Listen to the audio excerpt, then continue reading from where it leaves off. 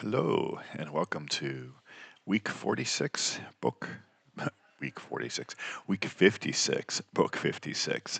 Um, I'm still a little behind. This should have been done yesterday, but hey, I'm getting there. I'm getting there. I will catch up soon. And this book is Batman Revolution, which is the sequel to um, what was it called? Batman Resurrection, which was, I think, week two, something like that. Week two or week three, something like that. All right. So, just like Resurrection, Batman Revolution, it's written by the same author, by the way, John Jackson Miller. Let's see.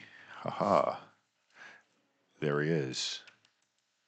Um, as you can guess by the green, if you know the Batman mythology, we know that's the Riddler. Um, It's set in the same universe as the first Michael Keaton movie with Jack Nicholson playing the Joker, and the second book. I mean, the first book dealt with Clayface and sort of, did Joker really die or not? And as far as we can tell, in this universe, Joker is really and truly dead. Um, of course, this is a comic book universe, and anything can happen, but it appears that he's really dead. Um, However, I don't know if this is in the same continuity as the movie that had Jim Carrey as the Joker, and Harvey Dent plays a role in this book. Not He's kind of like just a name character who wanders through. He doesn't do anything important to the plot, honestly, but he's here. And well, actually, he does one thing important to the plot. I take that back. He does one thing important to the plot. Um, it didn't need to be him, which is why I forgot about it. But he does do one thing that's important to the plot. Um, and I don't know if it is Tommy Lee Jones or if it is ooh, the man who played Lando Calrissian, right? Is that who played um, Harvey Dent in the first Batman movie? Let's see. Harvey Dent in Batman was played by whom?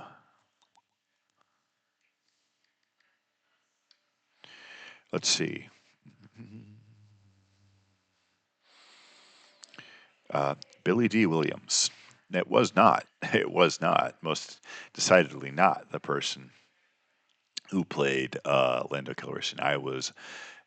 Was it? Lando Calrissian wasn't that guy, was it? Who played Lando Calrissian? Um, I'm, I'm demonstrating my ignorance here. Um, let's see, Billy, who played Lando.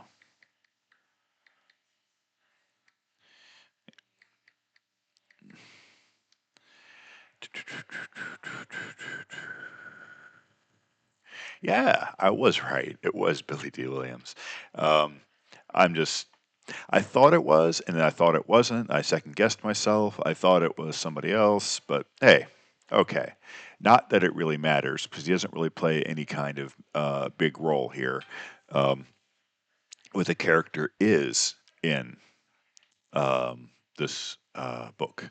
Okay, so we get an origin story for where the Riddler comes in this continuity. And in this continuity, he is a man named Norman Pincus. Um, I am not familiar enough with what has been done with Batman chronology and continuity, so I don't know if that is now commonly his name, and the Edward Enigma or Enigma is a um, pseudonym. Because that's what it is in this book. It's a pseudonym that he uses when he works for a newspaper and does a little uh, puzzle. And we actually have. a example of one of his puzzles in here, which is here. Now, the answers are in the back of the book. I didn't look at it. I tried to solve it briefly. It's hard, at least for me. Um, I might look at it again now that I know how it works based on some of the things in the book and how the Riddler's mind works in the book. But he starts out in this book as, like I said, Norman Pincus, and his mom is a former, I don't know, she's semi-radical. I don't know. Uh, but her husband was blacklisted because of the communist threats and those kind, the Red Scare and all that stuff. And um, he disappeared one direction and she went another direction. She wound up essentially homeless because she couldn't really talk about her past and living in the Gotham Library, um, in a sort of secret little uh, place that they built in the basement. And so Norman grew up around all of these books and with his great intelligence and whatever, reading all these books and solving things and whatnot. And actually, one of the things this book does is deals with a little bit with, I believe there are two different main characters who are usually uh, accused of killing Bruce's parents. I believe there's Jack Napier, who is what the person who becomes the Joker in this continuity, and there's a guy named Joe Chill. Now, you might recall in this first movie that the gunman has a partner. Turns out that the partner is Joe Chill, and that is revealed in this book at some point. So Bruce Wayne, Batman, gets a little bit more finality and closure to the situation with his parents here. Okay, so Pincus, the Joker, Enigma, grew up in this library, and eventually he grows up to get a job as a copy boy at the newspaper. And after some time there, he starts making that riddle me this puzzle.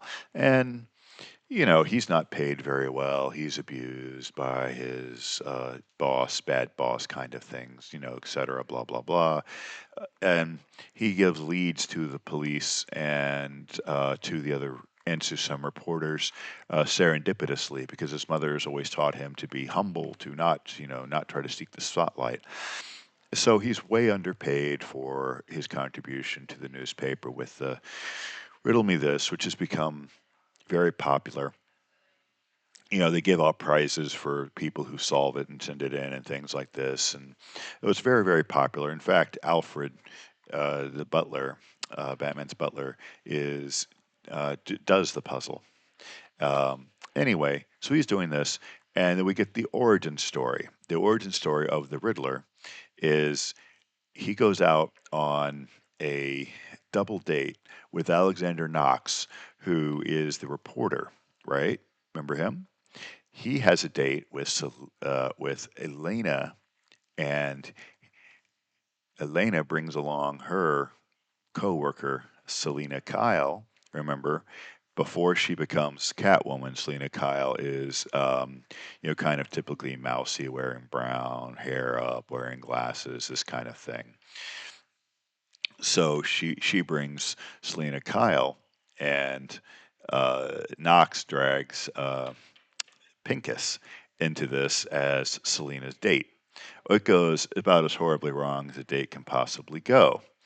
But this leads him to start wanting to take a little more control over his life. And so he tries to demand a raise from his boss and promptly winds up getting fired.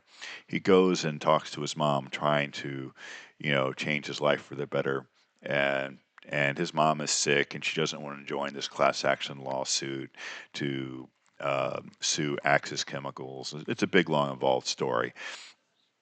and they get into an argument, and he leaves that in a huff.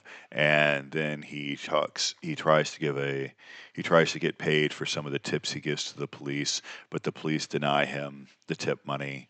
And then this is the one thing Harvey Dent does in the book. Harvey Dent Okay, Norman Pincus joins a class action lawsuit despite his mother's objections. That's actually what they're arguing about, because he joined it despite her objections. And he goes to collect them. He goes to a meeting where you're going to hear about getting the money. Turns out they're not getting the money because of a machination that Harvey Dent did that's not intended to hurt anybody. Harvey Dent had every intention of trying to help the victims, but the city needed the money for other things, and so Harvey Dent found a loophole in the way things work to get the money that would have gone to the victims. Instead, it went to the city, so the city could use it for the overhead that they needed. So this is the Joker's one bad day theory. I think it's in uh, the Batman movie, the Batman movie, The Dark Knight Rises. I think it's in that movie where he says one bad day. Well, and it's in other Batman too. This theory of the one bad day, and that's what Norman has. He has one bad day, and then he gets connected to some radical militants. Now they're called militants. They're called militias. Their ideology is kind of, sort of left wing, working class, kind of class of society stuff, but it's not real pronounced because they're not. Well, we'll get to that in a second. There's sort of a weird political thing going on in this book, uh, but but the main person in this is Camille, and Camille brings Norman Pincus into this as he is transforming into the Joker. And he starts adopting, the green clothes, the hat, the tie, and each of those things is explained by other coincidental actions that happen in the story. And and then, well, basically, what tends to happen is these radicals have these militants, these they have a they want to create a lot of chaos, and they want to do this to try to bring down the government, to bring down the powers that be. And so it's a it's a threat against the entire city here, and theoretically to the entire nation, and theoretically to the entire capitalist order. And this is where things get a little bit weird, because they accuse Batman of supporting the capitalist order. And I think that there's actually quite a bit of evidence that that's the case. This Batman, by the way, is very interesting in that he is not the unbeatable fighter that we see in other iterations of Batman. He is not a good fighter at all in some respects. He gets constantly lucky and helped by others. He's knocked down a lot. I mean, at one point, um, they're fighting in a library, and the Riddler gets on a forklift and runs a forklift into shelves, and the shelves fall, and they fall and trap Batman. And he has to convince Riddler to help him get out from under the bookcases. And that's the other thing too. Just like in the Batman Resurrection book, the way that John Jackson Miller has written this is that in that book, Clayface winds up helping Batman, and Clayface actually makes a very brief appearance here, helping Batman again. And the real villain in that book is Hugo Strange. Hugo Strange makes a very brief appearance in this book too. Um, but just like Clayface winds up being used by bad guys and is not really a bad guy himself, so in this iteration of the Riddler is not truly a bad guy either. He is being used by people with a much more violent ideology than his. His approach is actually much more akin to the Joker's, just wanting some fun and some chaos. And yeah, he is legitimately angry and legitimately pissed off at the powers that be. And yes, he does want to get paid because he loses his job and he needs money and things like this. So he does have legitimate grievances, unlike the Joker. He's not just a psychopath. I mean, unlike the Joker, he's not just a psychopath. But this Riddler is not a hardened criminal by any means. He's not pulling off exactly criminal schemes. He's pulling off more um, vandalism schemes and things of that nature, sort of, pranks, but high level pranks that definitely are criminal, but they're not like holding up a bank, and they're not like, the event that almost happens in this book where the radicals almost manage to blow up a lot of people. And of course, we know Batman is going to save the day and stop that from happening. That's not really that much of a spoiler. And the fact that they wanted to kill a bunch of people also, well, when you get to meet them, they're not really that's not really much a spoiler either. One thing that's interesting here is, what is his name? Shrunk, whatever his name is. What is his name? Shrek? Not Shrek. Can't be Shrek, can it? Uh, yeah, Max Shrek. Max Shrek plays a relatively sizable role in this book, but he is not exactly a villain. He is sort of just an unscrupulous businessman on the side, kind of like he is in the second movie in this chronology, which has Danny DeVito as the Penguin, where Shrek is in the background, but again is not really the villain, but is sort of just an unscrupulous businessman who is trying to use these villains or being used by the villains or a little bit of both for his own devices. That's kind of how Shrek is mentioned here. So, yeah, this is a troubling book to some extent because I don't know. It was a fun read, but not a deep read. And I do think it's problematic in a couple of cases. There are a few places in here that literally are just info dumps. And they're not very interesting, honestly. But you need the information to understand some things. There's an element to this book that deals with a version of American history that is completely fictional because it involves something about Gotham City. And of course, there is no such thing as Gotham City in our universe. So, this is this alternate universe where Gotham is a real place. And so, we learn a little bit about what was going on in 1776 in Gotham of that time period. So, you know, was it a fun read? Yeah, it was a fun read. Yeah, it was enjoyable. I mean, and the problems with it are no worse than the problems of many other bestsellers or, popular books. I mean, it's a comic book universe. I mean, what do you want? It's not high literature.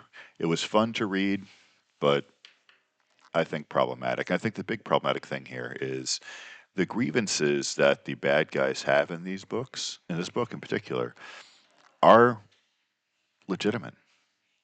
It is totally legitimate because it makes it clear that Gotham has been taking money that could be going to social programs and diverting it to militarizing the police. Is this a commentary on what's going on in the country today? Probably. Uh, Probably so.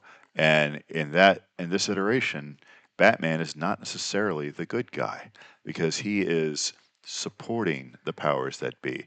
No, he's not necessarily supporting that di- diver- diverting the funds that kind of way. He's not necessarily supporting gutting social services, but by his actions, he is keeping the status quo. He's keeping the power where it is.